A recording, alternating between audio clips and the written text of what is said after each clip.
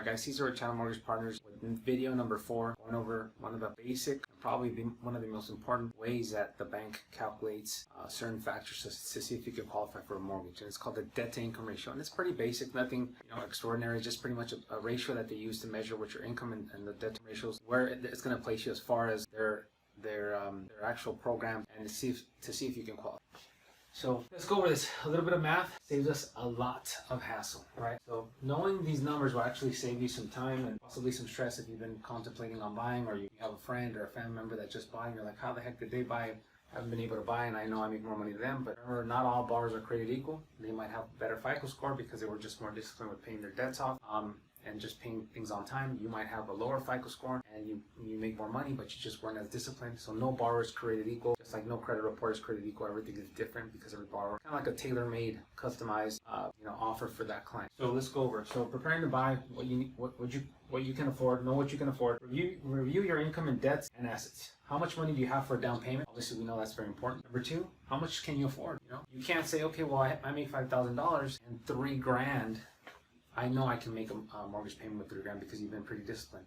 It doesn't work that way. The banks have parameters, and they stick to those parameters, which are ratios, and your income or debt to income ratio will place you to one of those, depending on the program that you can qualify. So understand your debt to income ratio. DTI determines your ability to repay a home loan. So in order for you to calculate your debt income ratio, make sure you write this down. A quick reference. Divide the sum of your monthly debt payments by your gross monthly income. Divided by 100, and that will give you the percentage, because that's kind of like the way the banks work. They work off percentages. So let's just say in this example, you have $1,500 worth in revolving debt. You could have student loans, you could have car payments, you could have a credit card debt. Say that's $1,500.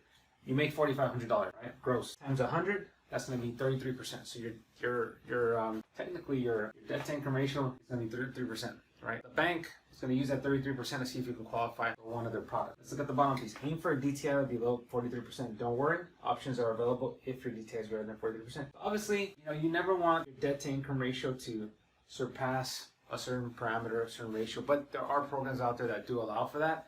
And that's where you're going to find out if your FICO score is high enough. That's a compensating factor, and the bank might allow you to have a higher debt to income ratio. That's your principal, interest, taxes, and insurance. That's your full mortgage payment, right? That's going to be a percentage. The highest that can go is technically, if it's a conventional product, conventional loan, it can go as high as 43%, right? If it's a government loan, it might be able to go as high as 46.99. So those are different parameters, different variables that you have to look at, right? But again, there has to be compensating factors. Maybe you're coming in with more money, you have reserves, you have certain FICO score. And that's all things that we're going to talk later, but just to give you a quick little some info about it, because obviously this is important. The back-end ratio can actually be, if you're doing a conventional product, again, it can go as high as 50%.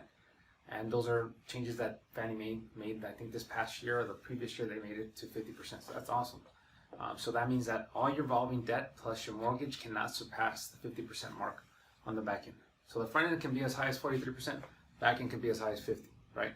And that's unconventional. We're looking at FHA, which is government financing, VA or FHA, you can probably go as high as 56.99%. Again, there's a bunch of variables we have to look at, but that's probably the most important things that you have to look at. Again, shoot me an email or shoot me a DM for any questions or scenarios.